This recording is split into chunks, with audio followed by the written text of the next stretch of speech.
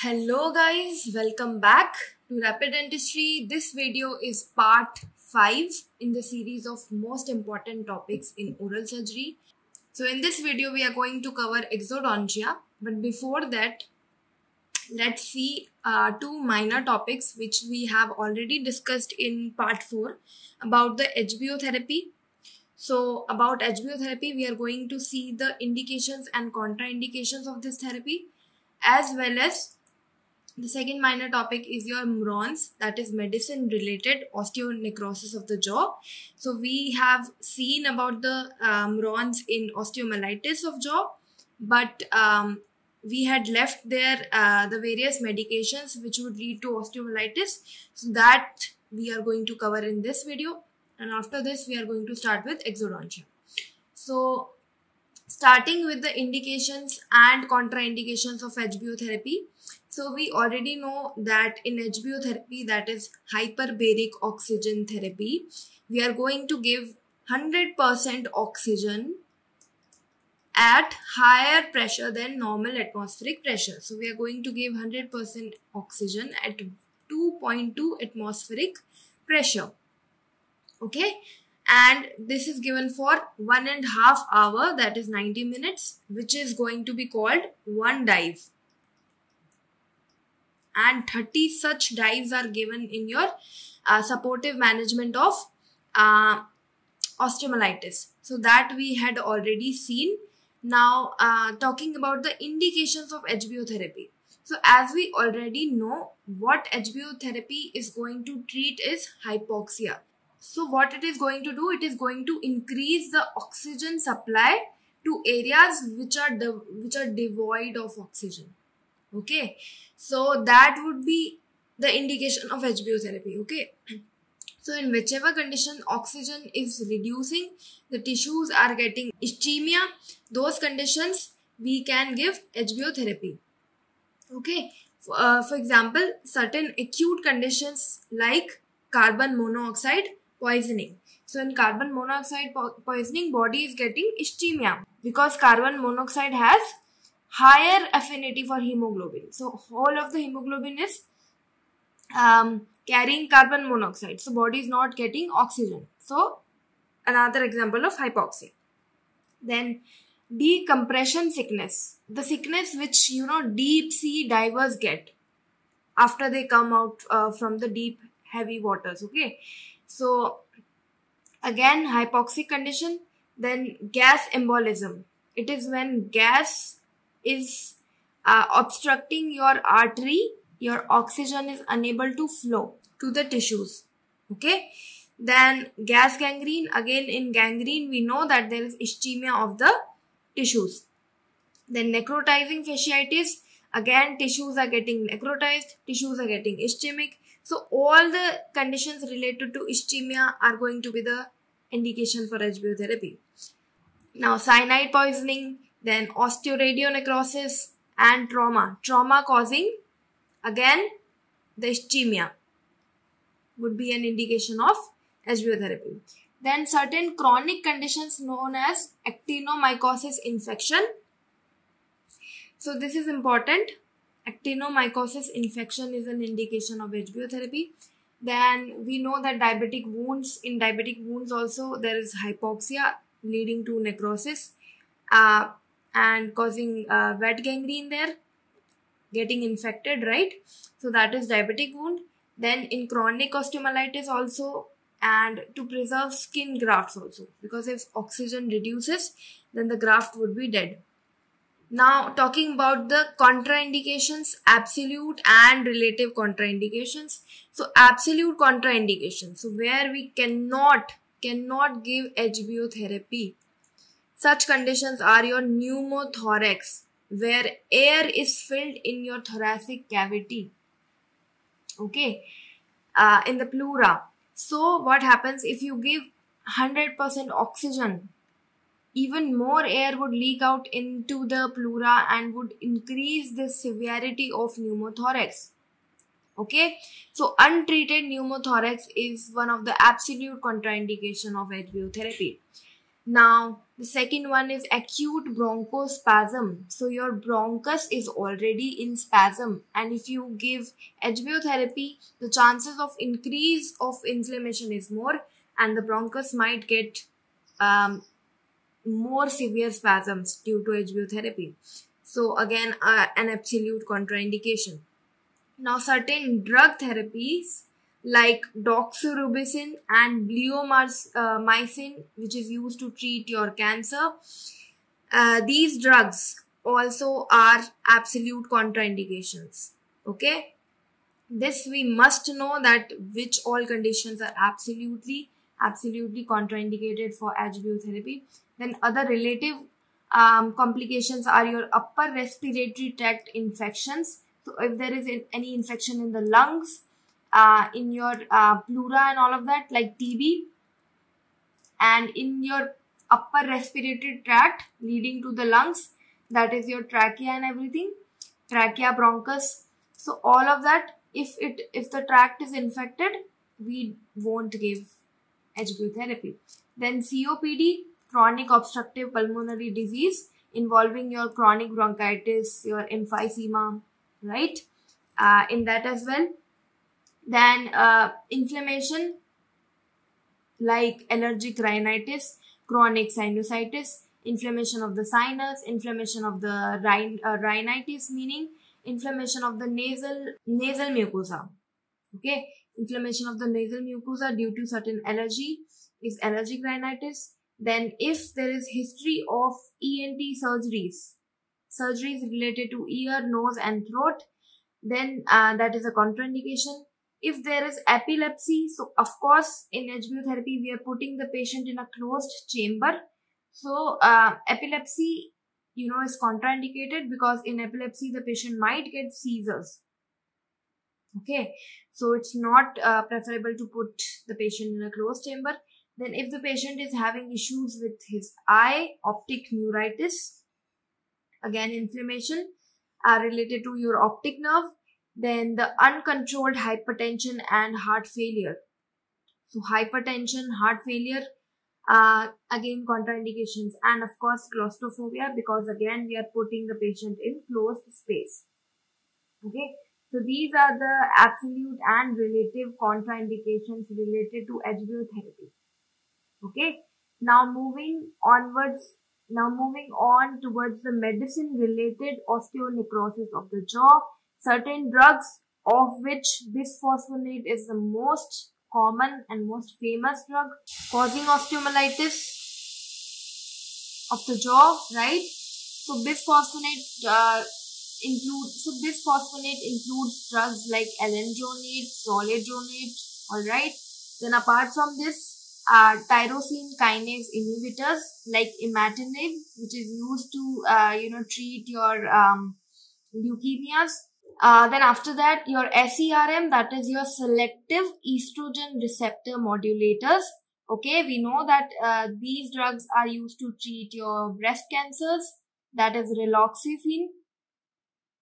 Okay, then after that, immunosuppressants like methotrexate and steroids would also cause osteomyelitis of the jaw.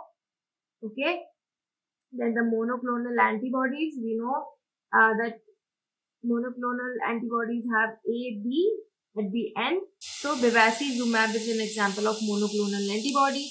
Then mTOR, that is your mammalian target of rapamycin. Okay, the example of this is sirolimus. Okay, so at the end of the drugs you will find limus word, that is mTOR drugs. Okay, and fusion proteins, that is aflibercept, and radioisotope like radium-223. So of these, the most common ones are your bisphosphonates, which you must remember, imatinib, raloxifene, methotrexate. These are the most important. These you should not forget. Okay, and rest of all is just fine. Okay, so bisphosphonates and tyrosine kinase inhibitors like imatinib, raloxifene, methotrexate, all these drugs are causing osteonecrosis of the jaw. Okay, so this was about this short topic, neurons. Then coming on to our topic of the video, that is exodontia. So exodontia meaning removal of the tooth. So we can remove the tooth via direct or simple method known as intra-alveolar extraction. Okay, or we can remove the tooth surgically via transalveolar extraction. Okay, so if it's the simple extraction done with the forceps with the elevators, then that is intra-alveolar, closed or simple kind of extraction, while transalveolar is the surgical extraction in which, you know, burrs and your chisel mallet, all of that are being used along with elevators. So after extraction, the wound which we get is clean contaminated. It's never completely clean, okay? So whenever there is a wound related to your oral cavity, the wound will be clean contaminated and not clean. So if the extraction of the tooth involves removal of the abscess also, then that is dirty wound. Dirty wound means abscess is involved. Alright. So let's see certain image-based questions related to elevators used for exodontia. The first elevator is your Coupland elevator. Okay, these image-based questions you must know. This is straight elevator. See the difference between Coupland and straight elevator. The Coupland has a little concavity here, while the straight elevator is just straight. It doesn't have any concavity. Then we have T-bar elevators, also known as crossbar elevators. So these elevators have the highest mechanical advantage. It applies the highest amount of forces, so it should be used carefully and should not be used in maxilla, as we know maxilla is porous bone. Now these elevators are Crier's elevator. Okay, and then these flat ones, see the handle of these elevators, the handle is flat. So these are Warwick James elevator. This we know used very commonly. Your number 9 Moulds elevator.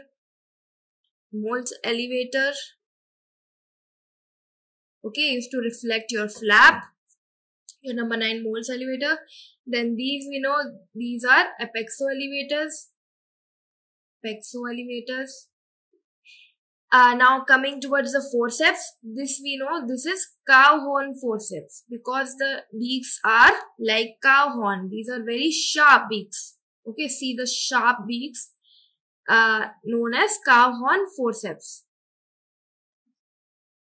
Okay, so these forceps are used to remove your grossly decayed tooth, or if we are able to access the furcation area, then we can use these. Then if there are root pieces, we can use these. Then next forceps are your bayonet forceps. So see, the shape of these forceps are like a bayonet. So that is why known as bayonet forceps. Also known as root piece forceps, because these are used to remove your end root pieces, which remain after the extraction of the tooth. If certain root pieces remain, we can remove them with the help of these long beaked instrument known as bayonet. Right, and these are upper, that is maxillary third molar forceps. So see the difference between bayonet forceps and the third molar forceps. The third molar forceps have shorter beaks and the shank is kind of longer in third molar forceps.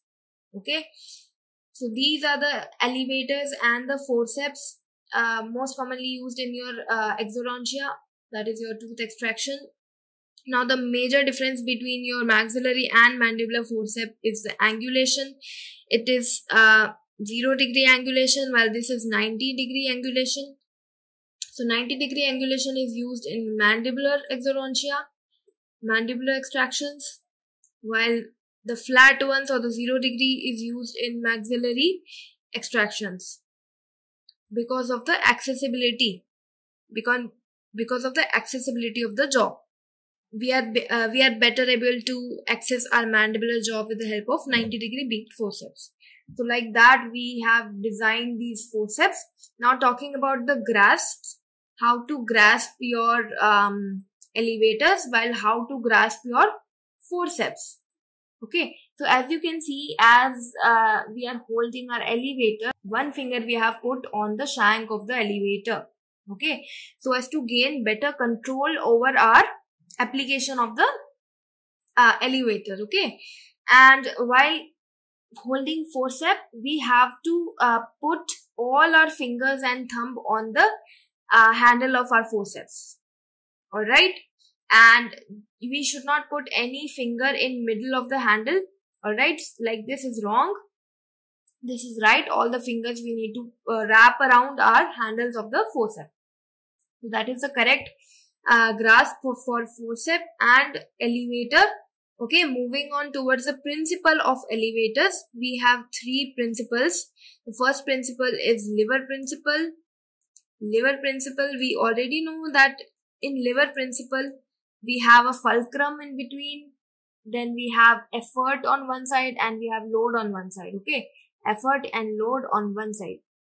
So how do we use this principle in application of our elevators and our forceps? So see, in our forceps, we can see that the fulcrum is closer to the load arm. So here it is, here load is present, here it is effort present. So fulcrum is closer to the load arm. So why we are doing this? So that with little amount of forces applied, we can gain better advantage. So what we are doing here is we want to apply less forces and we want to get better results. Okay, so that is why we are using these principles. So the first principle, that is lever principle, it uses class 2 and class 3 lever. Class 2 and class 3 lever. So our elevators and our forceps are using class 2 and class 3 levers. That is, your fulcrum is towards the tooth. The fulcrum is towards the load. Okay, and it's away from the effort, so that we can utilize, we can apply less efforts and we will get better results. So that is your lever principle. The next principle is your wedge principle. This is wedge principle.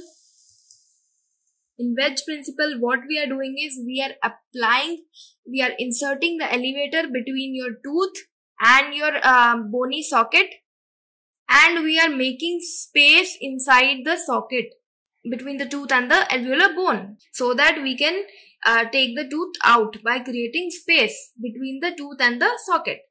So that is your wedge principle. And after that, the wheel and axle principle. The wheel and axle principle, it uses rotatory motion. Okay, like your crossbar and your crier elevators. We know that crossbar has a handle like this. We held this handle with our palm grip and we give rotatory motions. So we are better able to apply forces. So for example, in wheel and axle principle, what is there? There is a wheel and there is an axle. This is axle, this is wheel. So the handle of the forceps is the wheel here, and this is the axle here. Okay, so when we are applying forces on the wheel, that is our handle, the forces are being transferred to the axle with, increased advantage. The forces are increased by 4.6 times. So the forces are increased by 4.6 times, which is known as your mechanical advantage. See here, the forces are increased by 4.6 times when we are applying forces in a rotatory motion on this handle of the forceps. Okay, so the forces gets increased. So with lesser effort, we are getting better result. The mechanical advantage is there. That is why we are applying these principles. Now about the mechanical advantage, the wheel and axle principle is giving the maximum mechanical advantage, that is your 4.6 times. Okay, 4.6 times. That is why we need to use our crossbar elevators and crier elevators carefully, because it can even fracture your bone.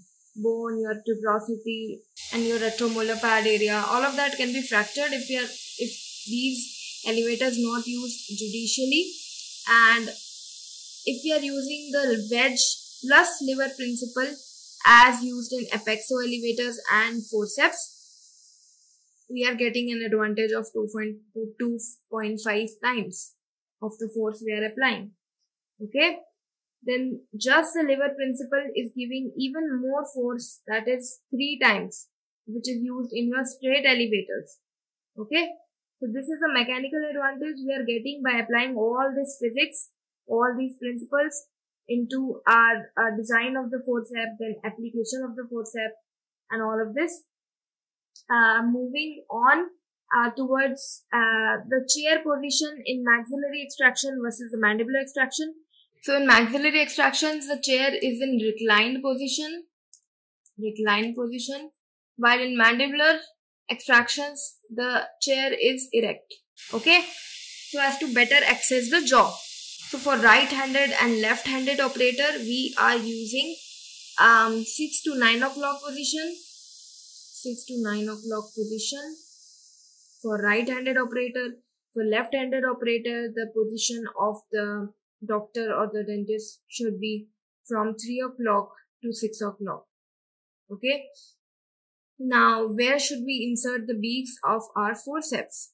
So these are the beaks of our forceps. Alright. So we have to insert the beaks as deep as possible, below the CEJ. It should be below the CEJ, but we should take care that we do not damage the cementum. Okay. So this is how your placement of the forceps beaks should take place. And the first force which we apply when we are extracting the tooth is your apical force. Apical force. And then we go for buccal force, like this, buccally, and then lingually. And then we take out, the tooth is taken out. And we can also apply rotatory forces after the lingual force if the tooth is single rooted. Okay. And so the first force is important, that the first force applied is always in the apical direction towards the apex. Okay, apical direction. So that is it. Now order of extraction.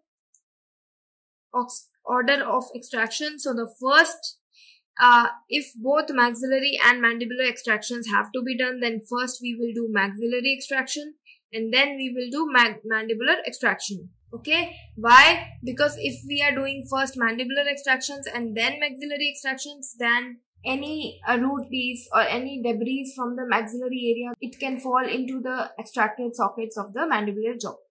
So that is why we will do first maxillary and then the mandibular extractions. So, and if posterior and interior both teeth have to be extracted, then we will do first posterior so that our view is not hampered, and then we will do interior extractions.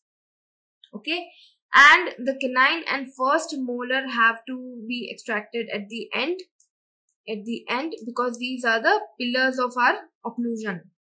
Okay, so these have to be extracted at the end. We will extract first posteriors and then we will extract interiors, and after interiors we will extract your canine and first molar.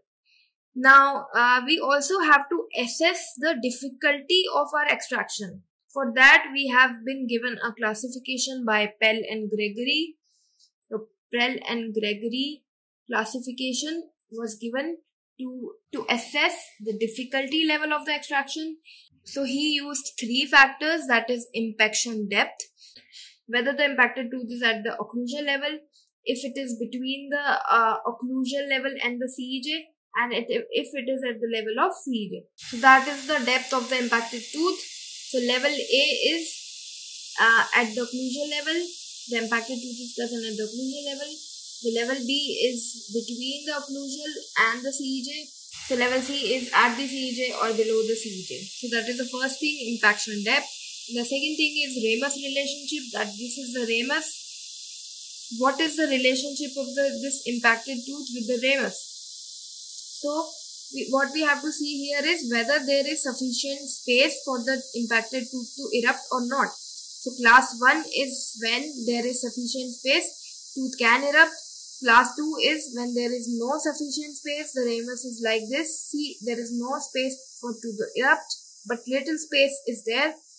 But in class 3, there is no space at all. See, the ramus is directly like this. There is no space for tooth to erupt. The tooth is directly or completely into the ramus.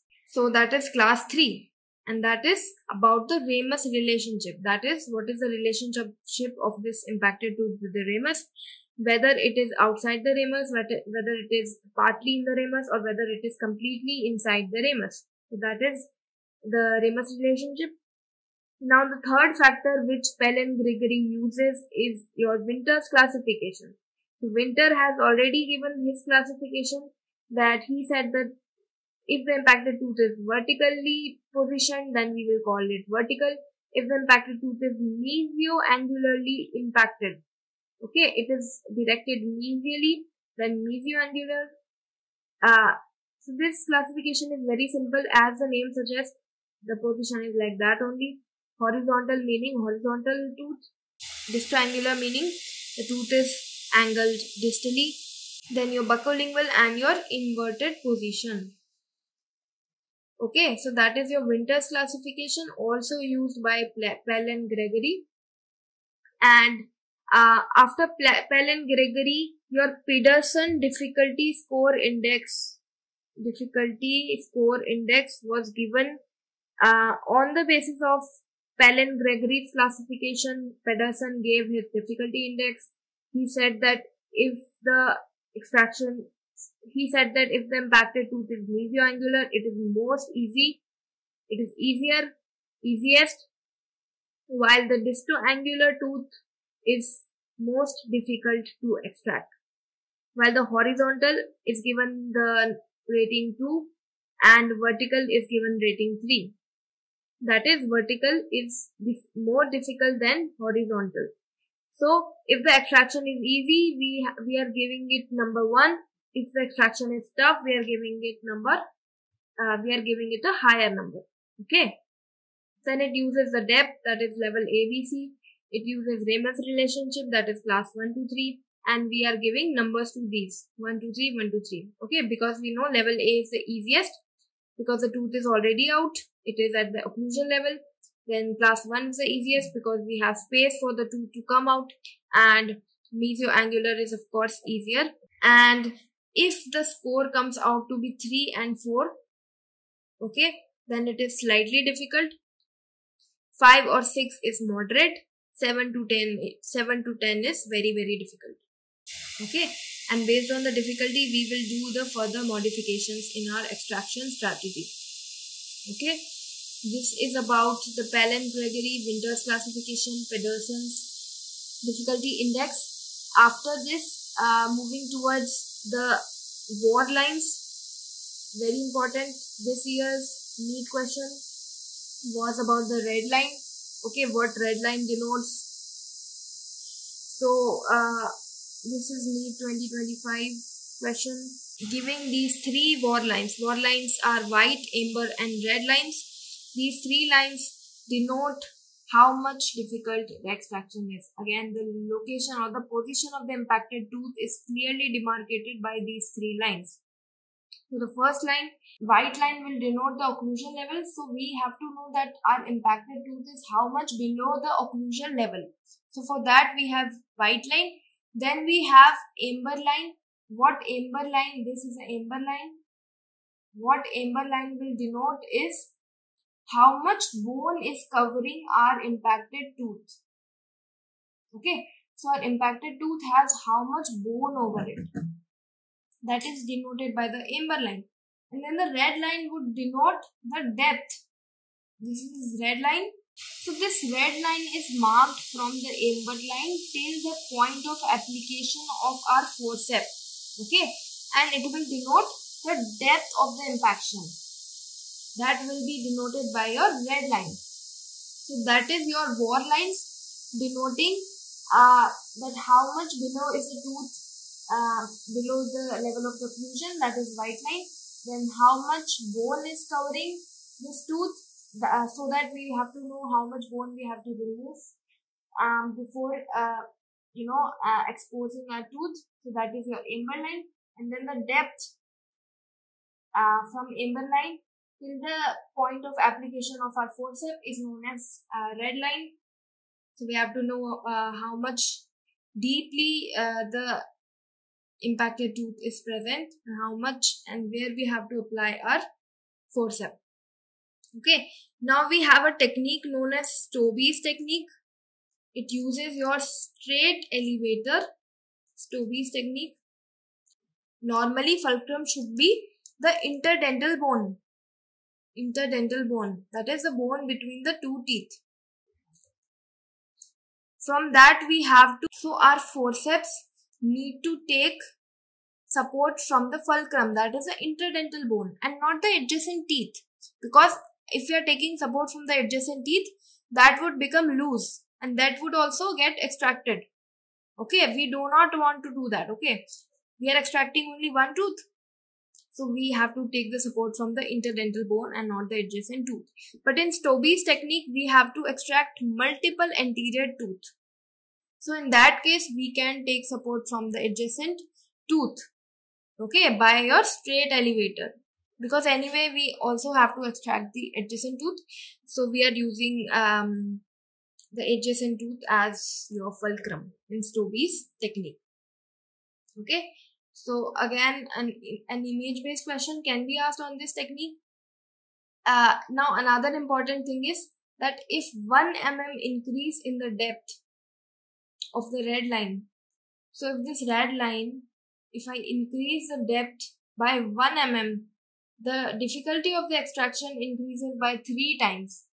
3 times it becomes more difficult to extract the impacted tooth if the depth increases just by 1 mm. So by marking these lines, what we are again assessing is your difficulty of the extraction. Okay. Now after this, for transalveolar extraction, that is the surgical extractions, what we need to do is, first we need to mark an incision. We have to reflect a flap. Okay. And then we have to remove the tooth by various techniques. Okay, so we have various techniques for removal of the tooth that we will discuss. Before that, we have to make an incision and we have to reflect flaps so that we can expose the bone. Then we will gutter this bone, we will remove this bone, then we will expose the tooth, and then we will remove the tooth, because we are doing surgical extraction now. If simple extraction through the socket is not possible, we will do surgical extraction. The first incision is Ward's incision. This is Ward's incision. This is modified Ward's incision. Modified Ward's incision.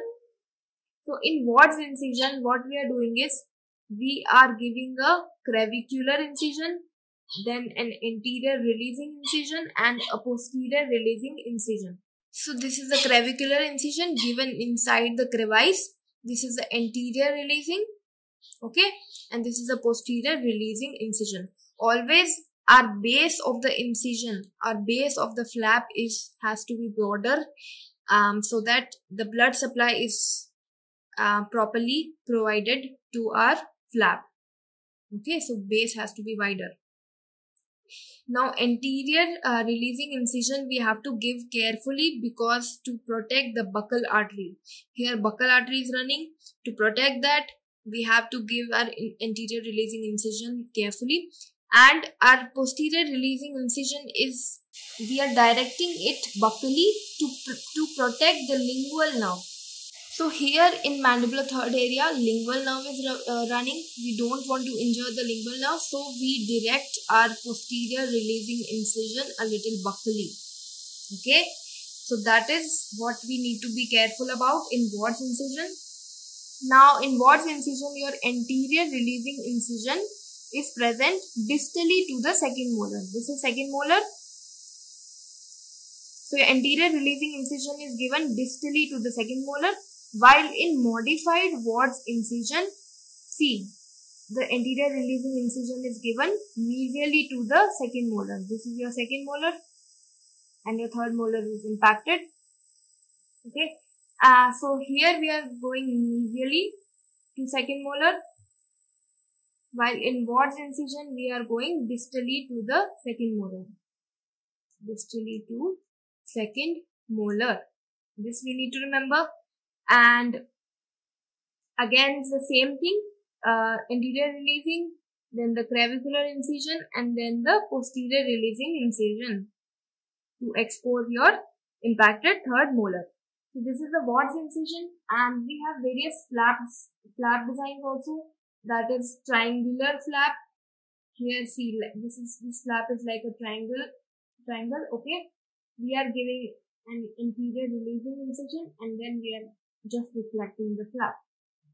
While in envelope flap, we are directly lifting the flap. While in trapezoidal flap, we are giving anterior releasing incision, posterior releasing incision. So we are making a shape like that of a trapezoid, and then we are reflecting the flap. We also can give a semi-lunar flap, like a half moon shaped flap, that is known as semi-lunar flap. All these flap designs can be given to expose the bone which we are going to gutter, that is we are going to remove it, and then we are going to expose our impacted tooth. Now various techniques to remove the bone. The first is your handpiece and the burr. Very obvious, most common. But we can also use piezoelectric inserts, which are kind of slow, but the advantage is that we do not injure soft tissues with piezoelectric inserts. So piezoelectric inserts they only cut hard tissues and they spare the soft tissues, and even nerves like lingual nerve, buccal artery, all these vital structures are very safe when we are using piezoelectric inserts. Now, two techniques where we are using chisel and mallet to remove the bone is your Kelsey-Fry lingual split technique and your Boulder-Henry lateral trephination technique. Both of these techniques, we must know. The image-based question could be asked from these techniques. Now look at this. These are your piezoelectric inserts. Piezoelectric inserts.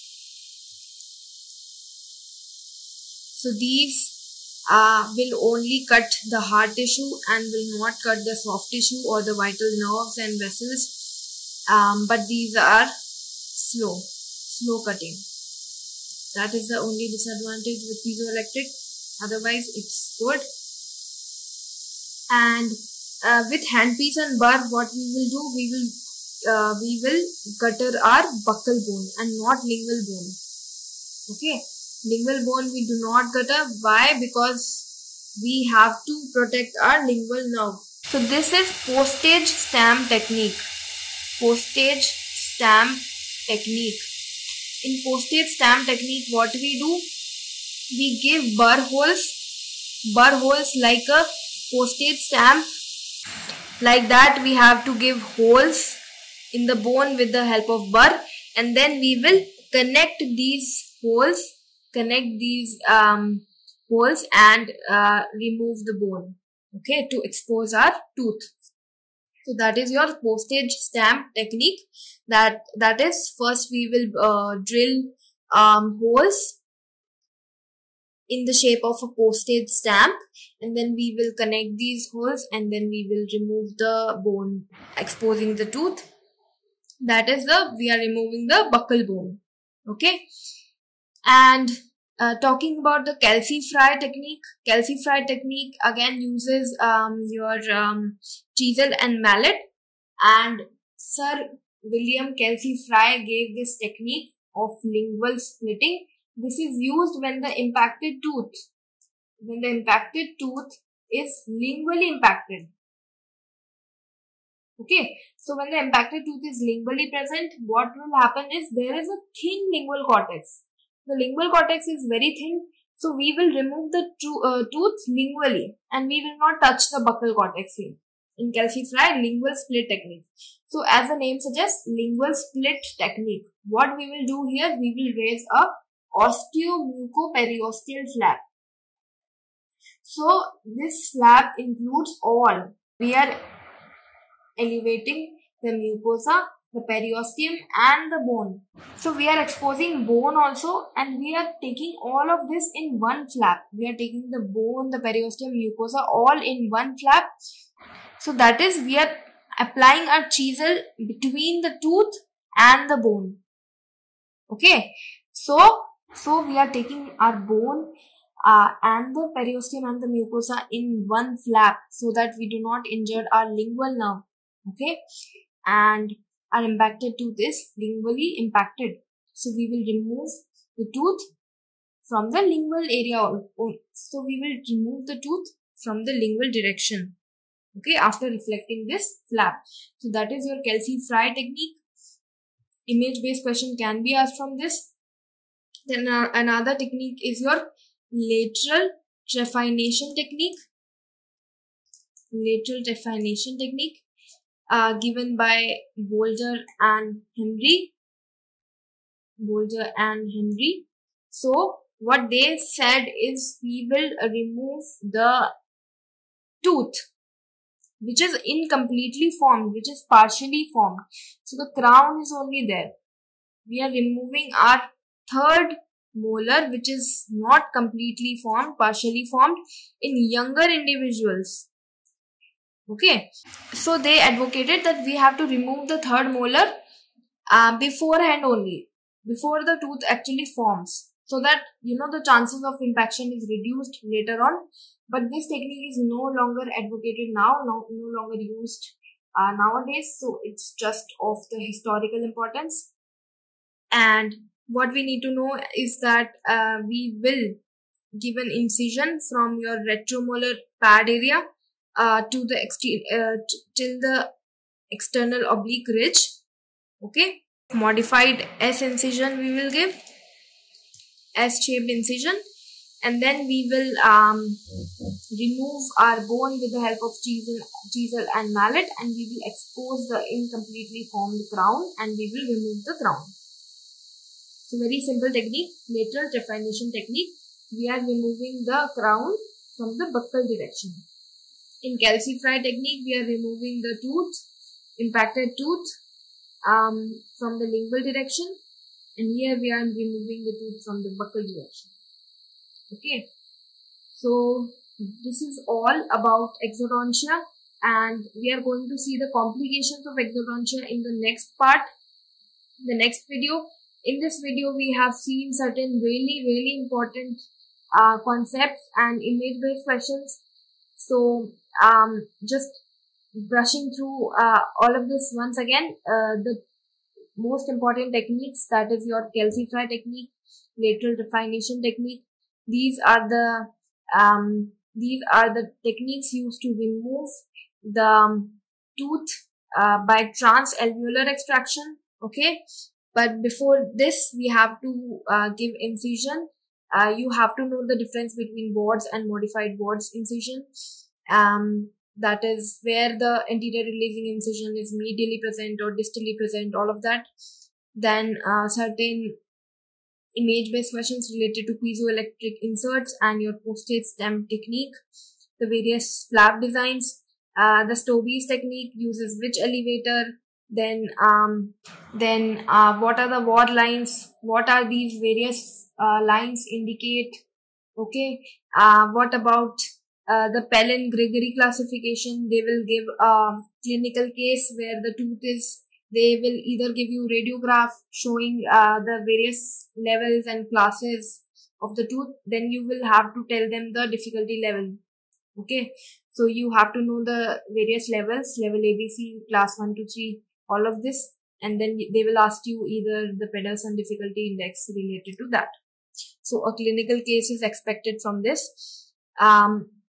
Then we must know that this is asked again and again, that what is the first force application, what is the direction of the force applied, which is apical. All right, then of course this is asked, the mechanical advantage of various elevators and forceps, these three principles. Then after this various image based questions related to your elevators can be asked. Then your bisphosphonates and all of these drugs causing osteonecrosis of the jaw. Then certain absolute contraindications you must know for HBO-therapy. Other than that, indications are just obvious that whenever there is ischemia, whenever there is hypoxia, we have to use HBO therapy. We can use HBO therapy as supportive measure. Okay, so this is nothing to mug up. This is very easy to conceptualize and understand. So this is all about this video. I hope you found this video helpful. Do mention in the comment section your feedback and if any doubts you have regarding this video, and apart from these, what all topics you want to study. So do mention them in the comment section. And this is all about this video. I'll see you in the next one, and thank you so much.